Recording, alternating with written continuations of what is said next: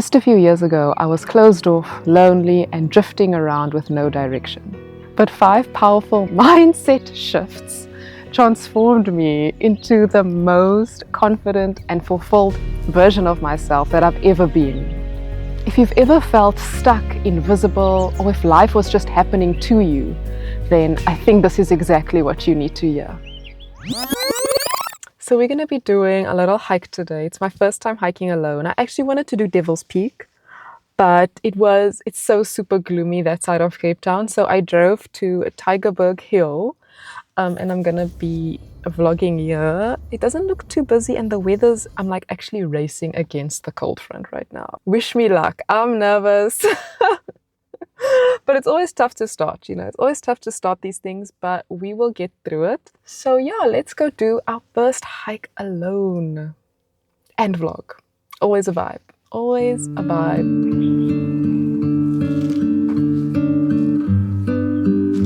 Don't right now. The sun came out. Here's the map, and I think I'm gonna be doing from here all the way around. Then I'll go down there to get a view that side, and then I think I'll go there and then all the way back, which is such a long walk. Look at the mountains.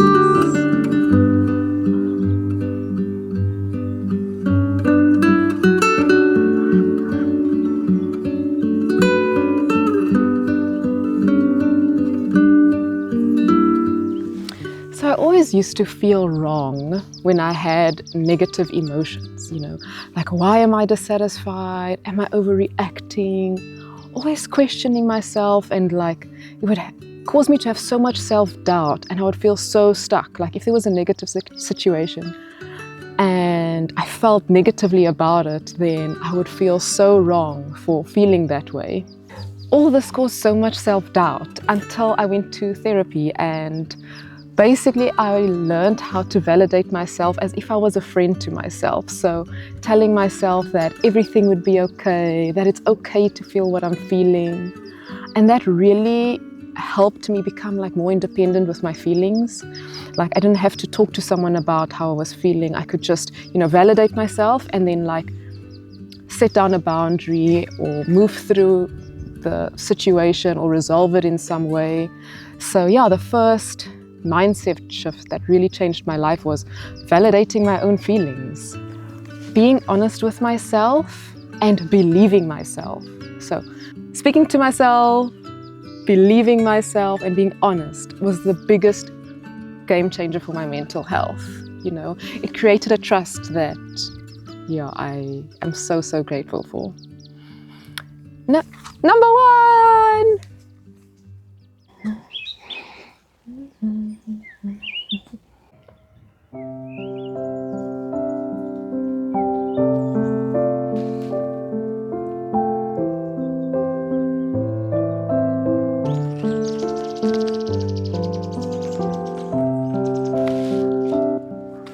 We're doing it! I'm walking!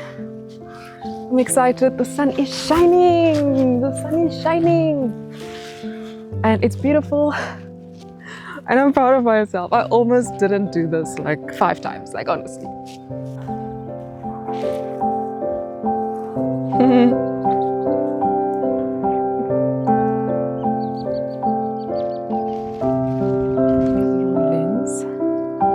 And I'm really scared to hurt the flowers. Okay, so the second thing is, there was someone really dear and close to me that went to the hospital and was basically in the ICU for 5 days and in the hospital in total for 7 days. And I was there and it was really hectic, and I kept believing the worst, and that paralyzed me. I felt so disconnected from myself and from everybody who was trying to support me, and it was so difficult not to spend all my time crying during that time. I was so paralyzed by fear, like the fear that the worst would happen. And and I think that's a normal thing to feel when you are, when a loved one is ill, like that ill. And so the only thing that basically got me through that time was I started like just thinking or believing that one of the days that everything's going to be fine. Like, it looks bad now, but it will be okay. And that helped me. I was able to then maybe take a shower. I was able to look after myself and eat properly, because there was nothing really I could do. I just had to hope for, believe that everything would be okay. Yeah, that's the biggest learning. Believing that everything will be all right, even if there's no like physical evidence for it. Sorry, the sun is like attacking me. Yeah, so this belief helped me get through every single day. And then I started to adopt it to my normal reality after my loved one got better. I started to adopt this in my normal reality, and it helped me overcome so much fear and doubt, you know, just believing that everything would be okay. And when things aren't okay, you deal with it then. You know, you deal with the problem at hand, and you don't create the problem in your mind. Oh my word, look at this cute picnic area. Snack time. So I brought so much snack. Ooh, some billies. Guys, I love biltong so much. So I'm gonna eat that now. Yummy. So this next mindset happened when I think I was at a festival and I was feeling really like insecure about something. I think it was about the way I looked, or I don't know, something along those lines, right? And I was speaking to my friend, and I was telling her that I was feeling like so frustrated because, you know, I thought I'd be over this at this age, or some sort of like overthinking about how I was feeling. And I think I remember her telling me that sometimes you just have to live with your insecurities. Like, sometimes getting over an insecurity is just about being able to live with it. And that was just such a like light bulb moment for me, because I just kept I was going in circles with like overthinking how I was like insecure about something. And that just was so great, because it felt like I could move on, you know, like I wasn't dying from this insecure feeling that I had. Yeah, something in me shifted where I could still feel insecure and live and still have a good time and still try and reach my goals and connect with people, even if I felt insecure about it. And that was just so mind-blowing for me. And so now when I feel insecure about something, I don't see it as a sign for me to react and retreat, or, you know, something's wrong with me. I just acknowledge that I have this wound, you know, that for some reason I'm, you know, hurt in this way, but that I can still live, I can still enjoy myself, I can still be with the people around me despite that wound. And of course, it's amazing like to talk about it. And I think like this way of thinking about insecurities took away its power in a way, and I felt like I could just like move, you know, like move through it. And yeah, that's just been amazing. And I found that by continuing to enjoy things, doing things, it made that yucky feeling sort of dissipate. And now I just tell myself, yes, girl, I know it's hard that you're feeling this way, but you are not defined by this insecure feeling. You're more than that.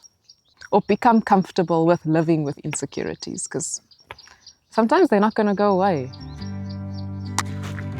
Being gentle with how we feel.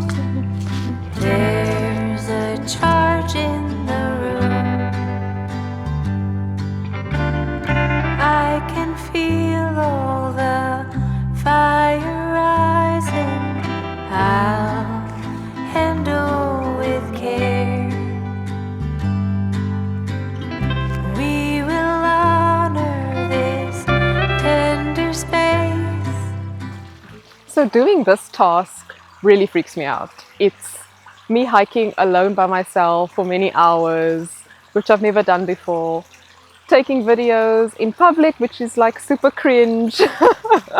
Like if someone walks past here now, I will literally feel like I want to curl in a ball and like roll away. That's how I would feel. That's how I normally feel. But I also know that coming out of this situation will make me feel a lot more confident. I mean, I'm out here exposing my deepest feelings and thoughts, putting it on the internet to make it open for criticism.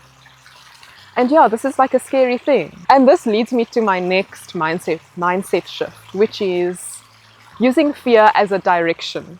What I mean by this is the fear of getting what you want is really real. You know, sometimes sometimes it stops us from doing things, that fear of finally getting what you want. So I use that as sort of like direction sometimes in my life when I feel really afraid to do something and I like try to make an excuse about it. I think, actually, I should be doing that thing. And yeah, it's sort of like brought me out here alone right now. I hope this video is nice. My tripod actually broke. Like, it's hanging on one leg and it's so wonky.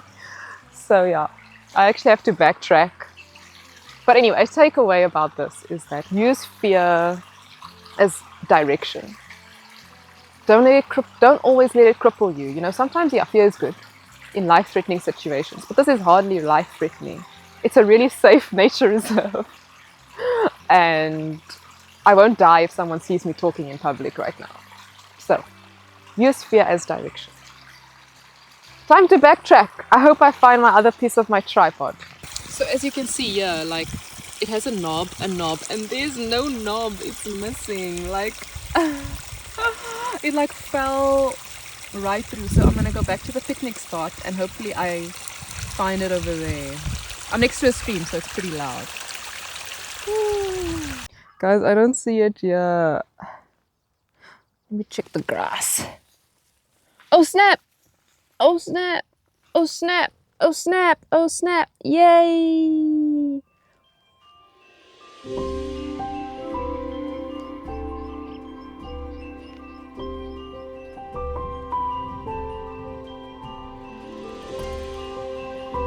Look at that uphill that I have to climb. I'm tired.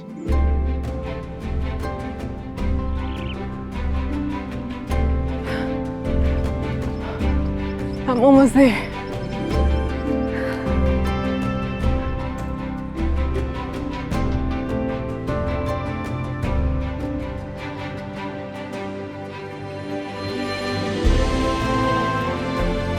I made it to the buildings.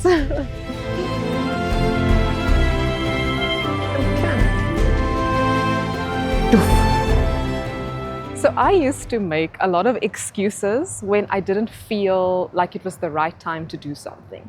When I didn't feel ready, where I didn't feel like, oh, this is perfect timing, everything is aligned, therefore I can do it. But the truth was that what stood in the way of me doing the thing I wanted to do was honestly just a decision, you know, just deciding to do something. Because, and this brings me to my final point, which is, feeling ready is rare. There's not always, aha, this is the right time, or some like divine coincidences and signs. I mean, those things are great, and I 100% believe in them. But they're not always going to be there. And sometimes you just have to like make the decision to do it. Yes, I do believe that signs do show us, and like feeling ready is amazing, but it just means that you're on the right track. You know, you just need to get over that initial hump of doing something, and then the readiness feeling sort of comes after when you're busy doing it. So don't wait for that feeling to come, because you might end up waiting forever, and that's how I feel. Like, I feel ready normally after I've done the thing. Oh, anyway, which seems so counterintuitive, right? But that is something that really opened me up to a lot of opportunities, because yeah, that feeling wasn't always there. So, and I wasn't going to wait forever to do something. The confidence comes after action. Also, there's the mountain. Look over there. It's all covered up in clouds right now. So that's actually where I wanted to be, as I mentioned in the video, but that would have been miserable. I'm glad, happy to be here in the sun. Very happy. Okay, so I still have like a kilometer or two before I'm done. So yeah, let's finish this. I also fixed my tripod. I'm becoming handy, I'm not gonna lie. Anyway, so yeah, so I'm gonna go continue on my walk, and then I can't wait. It's been over 2 hours, and I'm getting a little grumpy. Yes, guinea fowl have honestly become my constant companions.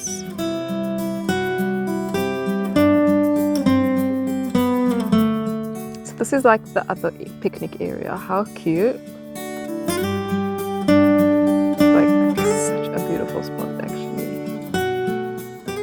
So I got a bit lost now, right? But this very kind man showed me the way. And normally I would sit at the picnic area. But you know, like, yes, just like, I think I'm like thinking, I need to get home to have a coffee.